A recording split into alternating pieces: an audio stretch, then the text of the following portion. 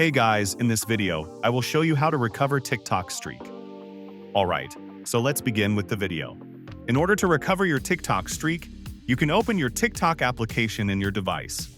So if you have somehow lost your streak due to inadequate chatting with your friends and wish to recover, just tap on the profile icon. Here, tap on three lines at the top right corner and head over to Settings and Privacy. And from here scroll down until you find the option of Report or Problem. It would be under the option of Support, so tap on Report a Problem. Now, scroll all the way down and tap on this Chat with Us option. In here you can type in that you have lost all of your TikTok streak and give them a definite reason why. You can also upload a screenshot regarding it. Sometimes it might also be because of a bug or a glitch issue. In that case, press and hold on to your TikTok app and head to App Info. Here, first tap on Force Stop It, and then head over to Storage and clear the cache.